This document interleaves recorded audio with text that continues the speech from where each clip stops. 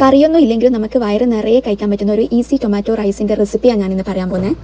അതിന് നമുക്ക് വേണ്ടത് ഒരു സവാള, ജിഞ്ചർ ഗാർലിക് പേസ്റ്റ്, പിന്നെ 2 പച്ചമുളക്, 2 തക്കാളി, പിന്നെ നമ്മുടെ സ്പൈസസും.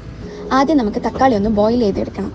അതിനുവേണ്ടി തക്കാളി നന്നായിട്ട് കഴുകിയിട്ട് ഒന്ന് കത്തി കൊണ്ട് വരഞ്ഞു കൊടുക്കുക. അങ്ങനെ നന്നായി ബോയിൽ ചെയ്തപ്പോൾ ഈ ഒരു പരുവത്ത് കിട്ടിയിട്ടുണ്ട്. എന്നിട്ട് ഇതിൻ്റെ തൊലി കളഞ്ഞിട്ട് ആറിയതിന് ശേഷം നന്നായി അരച്ചെടുക്കുക. പിന്നെ നമുക്ക് നമ്മുടെ അരി കഴുകിയെടുക്കാം. ഞാനിവിടെ 1 കപ്പ് അരിയാണ് എടുത്തിട്ടുള്ളത്. എന്നിട്ട് ഒരു കുക്കർ എടുത്ത് അടുപ്പത്ത് വെച്ചതിന് ശേഷം 2 സ്പൂൺ നെയ്യും 1 സ്പൂൺ സൺഫ്ലവർ ഓയിലും ഒഴിക്കുക. എന്നിട്ട് അതിലേക്ക് നമ്മുടെ സ്പൈസസ് ആഡ് ചെയ്യാം. ബിരിയാണി വയ്ക്കുമ്പോൾ നമ്മൾ ചേർക്കുന്ന എല്ലാ സ്പൈസസും നമുക്ക് ഇതിലേക്ക് ഇട്ട് കൊടുക്കുക. അധികം ചൂടാവുന്നതിന് മുന്നേ ഇട്ട് കൊടുക്കണം, അല്ലെങ്കിൽ ഇതെല്ലാം കൂടി കരിഞ്ഞു പോകും. പിന്നെ ലോ ഫ്ലെയിമിൽ വെക്കാനും ശ്രദ്ധിക്കുക. ഇതെല്ലാം കൂടി ഇട്ടിട്ട് നല്ലോണം ഇളക്കി കൊടുക്കുക. ഇനി നമ്മൾ ഇതിലേക്ക് നേരത്തെ അരിഞ്ഞു വെച്ചിട്ടുള്ള ഉള്ളി, അതായത് സവാള ഇട്ട് കൊടുക്കുക. നിങ്ങൾക്ക് എത്രത്തോളം നേർങ്ങനെ അരിയാൻ പറ്റുമോ അത്രയും നേർങ്ങനെ അരിയുന്നതായിരിക്കും ഏറ്റവും നല്ലത്. പിന്നെ എല്ലാം ഒരേ സൈസിലും കട്ട് ചെയ്യാൻ വേണ്ടി പ്രത്യേകം ശ്രദ്ധിക്കുക. പിന്നെ ഇതെല്ലാം കൂടി നന്നായിട്ട് ഇളക്കി കൊടുക്കുക. സവാള ഒന്ന് വാടി വരുമ്പോൾ നമുക്കിനി ഇതിലേക്ക് ജിഞ്ചർ ഗാർലിക് പേസ്റ്റ് ആഡ് ചെയ്ത് കൊടുക്കാം. വീണ്ടും നന്നായി ഇളക്കി കൊടുക്കുക. ജിഞ്ചർ ഗാർലിക് പേസ്റ്റ് ആദ്യം ഇട്ട് കൊടുത്താൽ അടിക്ക് പിടിക്കാനുള്ള ചാൻസ് ഉള്ളതുകൊണ്ടാണ് ഇപ്പം ഇട്ട് കൊടുത്തത്. പിന്നെ ഇതിലേക്ക് നമ്മൾ നേരത്തെ അരച്ച് വെച്ച തക്കാളി ആഡ് ചെയ്ത് കൊടുക്കുക. അഗെയിൻ ഇളക്കിക്കൊണ്ടിരിക്കുക. ഇനി നമുക്കിതിലേക്ക് മസാലകൾ ചേർക്കാനുണ്ട്. നമ്മൾ തക്കാളിയുടെ ജ്യൂസ് ഒഴിച്ച് ഒരു തിള വരുന്ന സമയത്താണ് മസാല ആഡ് ചെയ്യേണ്ടത്. ഇനി നമുക്ക് 1 ടീസ്പൂൺ മുളക് പൊടി, 1/2 ടീസ്പൂൺ മഞ്ഞൾപ്പൊടി, കുറച്ച് ബിരിയാണി മസാല, ആവശ്യത്തിന് ഉപ്പ്, പിന്നെ ഞാൻ മല്ലിപ്പൊടി കൂടി ചേർത്തിരുന്നു, പക്ഷേ അതിൻ്റെ ഷോട്ട് എടുക്കാൻ വിട്ടുപോയി. ഇത്രയും ചേർത്തിട്ട് ഇളക്കുക. പിന്നെ നമുക്ക് പച്ചമുളകും കൂടി ഇട്ട് കൊടുക്കണം.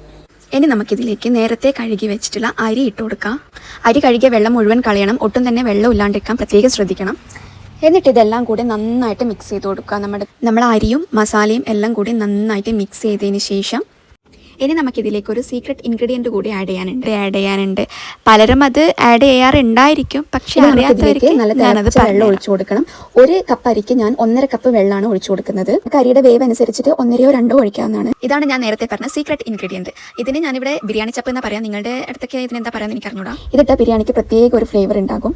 എനിക്കിത് ഭയങ്കര ഇഷ്ടമായതുകൊണ്ടാണ് ഞാനിത് ഇട്ട് കൊടുക്കുന്നത്. നിങ്ങൾക്ക് വേണമെങ്കിൽ സ്കിപ്പ് ചെയ്യാം. ഇനി അടച്ചു വെച്ച് 1 വിസിൽ വരുന്നത് വരെ വെയിറ്റ് ചെയ്യാം. എന്നിട്ട് ഓഫ് ചെയ്തിട്ട് അതിൻ്റെ എയർ പോകുന്നത് വരെ നമ്മൾ വെയിറ്റ് ചെയ്യണം. അങ്ങനെ നമ്മുടെ തക്കാളി ചോറ് ഇവിടെ റെഡി ആയിട്ടുണ്ട്. എല്ലാം നല്ല സെറ്റായി വന്നിട്ടുണ്ട്. അരിയൊക്കെ പാകത്തിന് വെന്തിട്ടുണ്ട്.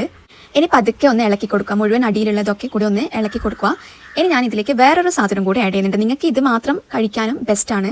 ഞാൻ ഇതിലേക്ക് മുട്ട കൂടി ആഡ് ചെയ്യുന്നുണ്ട്. ഇത് നിങ്ങൾക്ക് വേണമെങ്കിൽ മാത്രം ആഡ് ചെയ്താൽ മതി. ഇനി ഈ മുട്ട നമുക്ക് ചോറൊന്ന് മാറ്റി കൊടുത്തിട്ട് ഇതിൻ്റെ ഉള്ളിലേക്ക് വെച്ച് കൊടുക്കാം. ഓരോ മുട്ടയായിട്ട് ചോറിനകത്തേക്ക് വെച്ച് കൊടുത്തിട്ട് വീണ്ടും ഇളക്കി അത് അടച്ചു വെക്കാം. പിന്നെ ഇങ്ങനെ ഇളക്കി കൊടുക്കുന്ന സമയത്ത് ചോറ് ഉടഞ്ഞു പോവാണ്ട് ശ്രദ്ധിക്കണം. നിങ്ങൾക്ക് വേണമെങ്കിൽ സോയാബീനൊക്കെ ചേർത്ത് കൊടുക്കാം. ഞാനിപ്പോൾ എന്തായാലും ഇതിൽ മുട്ടയാണ് ചേർത്തിട്ടുള്ളത്. വീണ്ടും നമുക്കിതൊരു 5-10 മിനിറ്റ് അടച്ചു വയ്ക്കാം. അങ്ങനെ ഒരു 10 മിനിറ്റിന് ശേഷം തുറന്ന് ഞാൻ പ്ലേറ്റിലേക്ക് ആക്കിയിട്ടുണ്ട്. ഞാൻ ഇതിൻ്റെ കൂടെ സാലഡ് കൂടി ചേർത്തിട്ടുണ്ട്. ഇതൊന്നും വേണമെന്നില്ല, ചോറ് മാത്രമാണെങ്കിലും നമുക്ക് നല്ല ടേസ്റ്റി ആയിട്ട് കഴിക്കാൻ പറ്റും. ഞാൻ ഉണ്ടാക്കിയതുകൊണ്ട് പറഞ്ഞതല്ല, ശരിക്കും നല്ല ടേസ്റ്റ് ഉണ്ട്. കുക്കിങ്ങിൽ ഞാൻ അത്ര വലിയ എക്സ്പെർട്ട് അല്ലെങ്കിലും ഈ തക്കാളി ചോറിൽ ഞാൻ നല്ല എക്സ്പെർട്ടാണ്.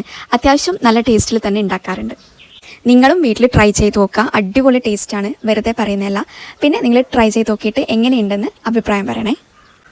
ഞാൻ എന്തായാലും ഇത് തീർത്തിട്ട് വരാം. അപ്പോൾ ഇന്നത്തെ വീഡിയോ ഇത്രയേ ഉള്ളൂ. ബൈ.